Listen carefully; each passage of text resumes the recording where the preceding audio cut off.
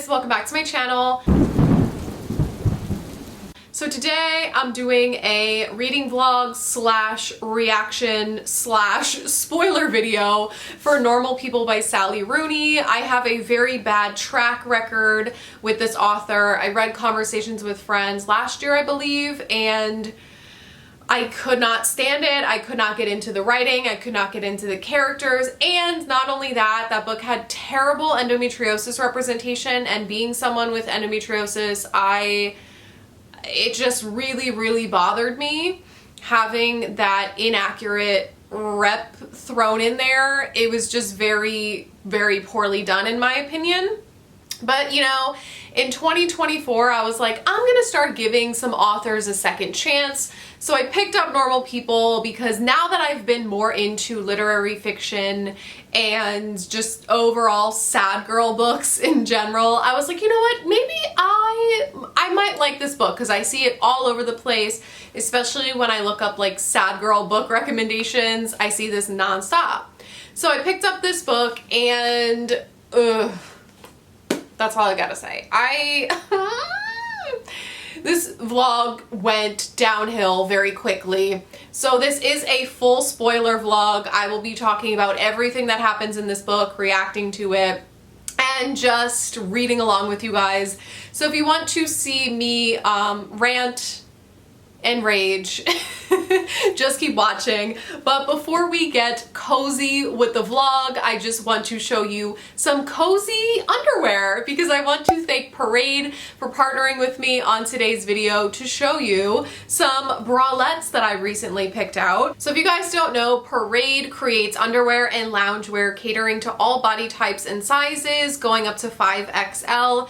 They are size inclusive, gender inclusive, and all fabrics are super soft, sustainable, and great for the environment. So I picked out two bralettes that I wanted to share with you. So this first one is the Support Lift Plunge bralette. Mine is in the color Balloon. It is this seamless, super soft, silky fabric. It is amazing. It is so smooth, like butter. I'll show you a close-up. This is just, I love that there is absolutely no wire, nothing digging in, super soft and comfortable. If you guys don't know, pretty much the theme of my life the past month is the fact that I just had breast surgery. I had to have a lumpectomy done, so I'm filming this intro after filming this video. So like during the video, it was like 2 days post-op, and I have to wear nothing but like supportive, comfortable sports bras and bralettes for the next few weeks. So this is absolutely perfect. And then I also have the Lush Sculpt Plunge Longline bralette. Mine is in the color Hot Honey. And if it's wrinkled, I just had everything in the wash because I've been wearing this one. This is so soft and comfy. This reminds me of like a brand new set of pajamas, you know, just like the soft, comfy pajama vibe. That's what this feels like. This is so comfortable. Again, no wiring, nothing digging in, just so comfortable. Right now, Parade is having their biggest sale of the year. They're having their summer sale, and that's not all. They're also offering my audience, aka you guys, 50% off your entire order with the code READING50. So make sure you enter that at checkout. That will get you 50% off site-wide, not including 80% off sale, but you're still getting 50% off everything else, which is amazing, using only my code READING50. So now is a great time to stock up on those basics, on the loungewear, on the undies, whatever you need. These bralettes are absolutely amazing. And yeah, thank you so much, Parade, for partnering with me on today's video. And let's go ahead and get started with the video. I'm starting Normal People by Sally Rooney, and we're just gonna see where this goes. I'm giving her a second try. So basically this book is about this girl, Marianne, okay? She is hideous. She is disgusting. That's what they say about her in school. They're like, Marianne is the most hideous, disgusting, ugly freak I've ever seen in my life. They don't explain why she's so hideous. Just that everyone thinks that she is hideous, and if they are seen with her, their reputation is ruined. I'm like, what does this girl look like, Quasimodo or something? That's this book. That's it, that's the synopsis. No. Also, they call her a freak. They're like, you're never gonna guess what that freak Marianne did. She got chocolate ice cream on herself and then she went to the bathroom to wash it off. I know, right? So Marianne's mom, Marianne likes this guy Connell. His mom is her cleaner. So she comes over to their house to clean, and they're probably about 17 because they're in high school. They're getting ready to fill out like their college applications, and this book follows them throughout the span of 3 years, I believe. So them like going into college. And Connell's like a bad boy, but not really. He's hot and popular for no reason. If I had to guess, if I had to place bets, Connell's probably not hot, okay? Like, let's be real. Connell's not that hot.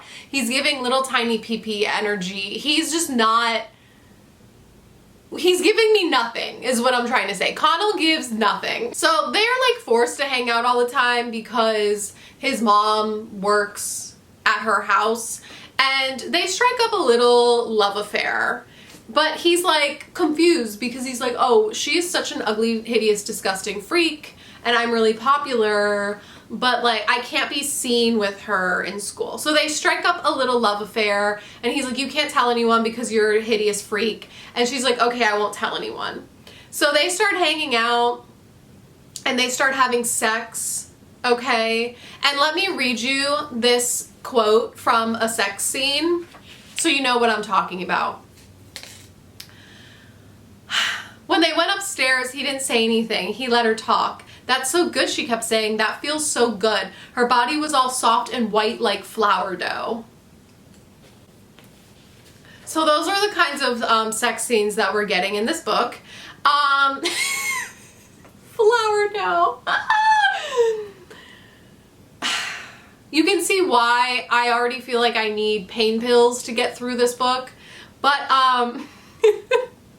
I can't. Not the flour dough. Oh my god. So yeah, now they are filling out their college applications, and the book kind of like flashes forward like 3 weeks later, 3 months later, whatever. You're just following their lives throughout the years. And poor Marianne, man, she is just I could never simp over Connell, okay? Guys, I'm on page 88. I feel like we already need to talk. First of all, I have huge issues with the writing style. The fact that Sally Rooney does not use quotation marks is so jarring, because when you read dialogue, sometimes you don't even realize that it's dialogue. Sometimes you don't even realize who is speaking. And when I'm reading a book that is purposely not using quotation marks and literally does it for absolutely no reason, like what is the reasoning behind this? It is very frustrating, because I'm reading these conversations and it'll just be like Marianne says, Connell says, or doesn't say it at all, and I'm like, I have to guess. I'm like, is this a conversation? Is this happening in the character's head? Who is saying this? What is, like, I shouldn't have to guess that hard, okay? It kind of feels like, I don't know. It feels like a English class or something. It is very, very irritating. And she does it in all her books, and I don't understand what the purpose is. But not only that, I feel like this book is so choppy. I'm just like carrying this little lip balm around. Hold on. But it is so choppy because, like I said, you're reading, you know, a scenario, and then all of a sudden the next chapter is like 3 months later, and it doesn't really allow for you to experience any depth to these characters or their relationship, because I'm like, wait a second, I barely even understand how they're friends, or like how their dynamic is, and suddenly it's 3 months later and they have a sexual relationship, and then it's another 3 months later and they're in college, and it's like, it's very choppy. And it doesn't, I love books where I can just sit and grow with a character, and this book does not allow for that because the writing is so choppy and all over the place with the timelines. And it's like, not only that, but nothing is happening in this book. I'm on page 85, and I think we left off, hold on, I had to take some notes, and I'm questioning myself because, you know, I'm like taking pain medication from my surgery, and I'm like, am I just bored and not understanding this because my meds are putting me to sleep? Or like, am I bored and not understanding this because it's just not, like, the writing is just not up to par? Yeah, so we left off, and like, they go to a school dance. There's this girl, Rachel, who's like really mean. She's one of the popular girls. She bullies Marianne. She was bullying her at the dance. There was some guy that like groped Marianne, and Connell stood up for her and took care of her. And then, you know, we kind of learn a little tiny bit, like at the surface level, Marianne mentioned something about her family. You know, she has this really wealthy family, but they're all pretty terrible, and she's dealt with some abuse, and like her father passed away who was abusive to her. And then, you know, we learned Connell comes from just like a very poor family, and you know, they kind of just have opposite home lives. But once again, it's not really explored. It's just very surface level, mentioned in 1 or 2 sentences. Fast forward, Connell's mom finds out. She's like, hey, I know you've been having a sexual relationship with Marianne. She figured this out. It was very obvious. And he's like, oh, but don't tell anyone because I can't, my reputation, blah, blah, blah, blah, blah. So he goes, and there's like this other school dance that comes up, and he goes and asks Rachel out to the dance, and his mom's like, what the hell are you doing? You should have asked Marianne. Like, you're such a douchebag. You're so worried about your reputation, but like, you're being so mean to this girl, right? So his mom, like, he's driving his mom around, and his mom literally gets out of the car and walks home. She's just like, screw you, my son is an asshole. So his mom is mad at him, and him and Marianne end up breaking up after he takes Rachel to this dance or whatever. And now, once again, we fast forward, it's like months later, they're both in college, they are both going to the same college, they're broken up, they're dating different people. He starts dating Rachel for a little while, she starts dating this other guy, and then it's like, oh, Connell is no longer hot and cool in college because he's shy and he's having a hard time just like making new friends, and it's not the same as high school. So he's kind of a loner, and Marianne suddenly is very popular. Classic tale of, you know, hideous girl in high school becomes hot, popular girl in college. Listen, it happens to the best of us, okay? So she's cool now, and they run into each other, and that's where I'm at now. I mean, this book is just like, this happens, that happens, this happens, that happens. The dialogue is all over the place. I mean, I kind of just feel like this is a mess so far. I don't understand the hype, and I really wanted to give her like an honest second try because she is such a hyped author. And my main frustrations with conversations with friends, well, I wasn't really big, like, I didn't really like the book in general, but I was very, very upset and frustrated with the poor endometriosis representation in that book. And I was like, you know what, maybe just reading one of her other popular books, you know, putting that like grudge that I have away with the endo rep thing, maybe I will like it. And I mean, this, I don't know, this is just unfortunately very boring to me so far.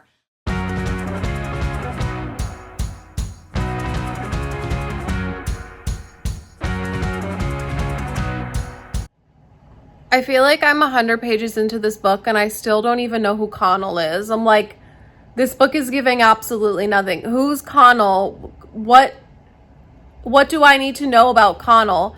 He's shy. What do I need to know about Marianne? Oh, she's hot and popular now. What is this book? Like, it's giving absolutely nothing. She's just a boy. He's just a boy. She's just a girl. Cannot make it any more obvious. That's this book. Wait a second. So, page 109. So they strike back up their relationship, whatever. They're, having intercourse again, whatever. And out of nowhere, Connell says, like, he touches Marianne's cheek and it says, he has a terrible sense all of a sudden that he could hit her face very hard even and she would just sit there and let him. Are you fucking kidding me? Like, what? I have been so frustrated reading this book because I feel like Connell is horrible, and just the way that things are written about women in this book, it's like almost for no reason at all because there's no depth to them. There's no point to them. I'm almost like, why? Everyone is so horrible to Marianne. Connell is just like not nice. Everyone is so mean to this poor woman. And I just feel like, what is the purpose to it? This is what I mean. It's like we have these random little thoughts, and like, where did this even come from? Him just like randomly having the urge to hit her, and then he's like disgusted with himself for feeling that way. And it's like, but why? What is the purpose? Like, I am genuinely so frustrated and confused by what the purpose of this book is. It's just so, like, we're just jumping around, and it's like, obviously there's something more going on to this story. Obviously there's more depth, but Sally Rooney is not giving it to us. So I'm halfway. And at this point, I don't care anymore. I would DNF if I wasn't filming a video.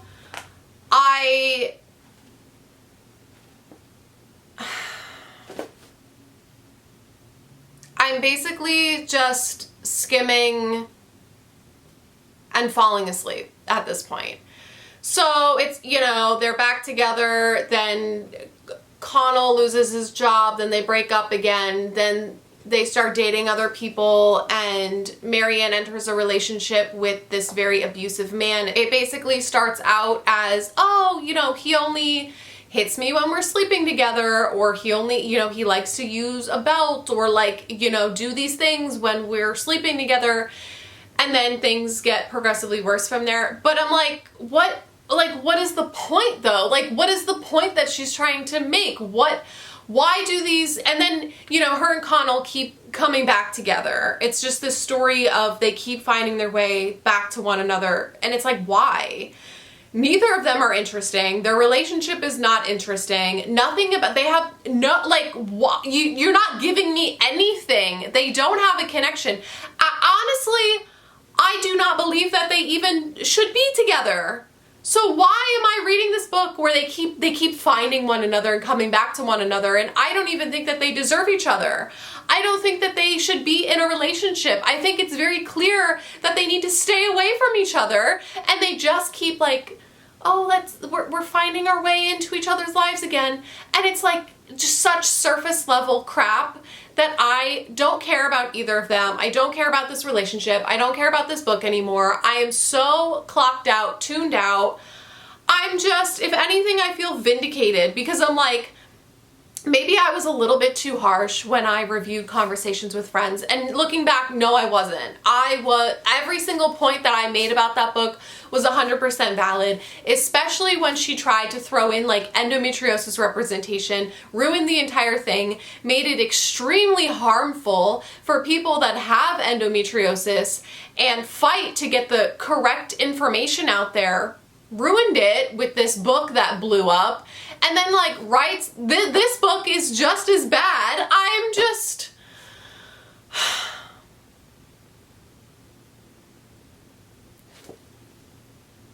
I think this is like my biggest literary enemy at this point.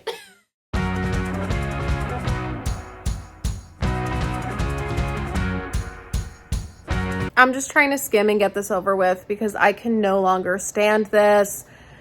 So, you know, she's in this abusive relationship and Connell finds out about it and he has to break up this like altercation between them. And then she breaks up with her abusive boyfriend and then she ends up moving to Sweden and he ends up going back to Ireland.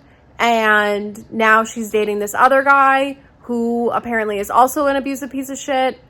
And now Connell finds out about it. And now she tells him that her family is abusive and her dad was abusive. And like,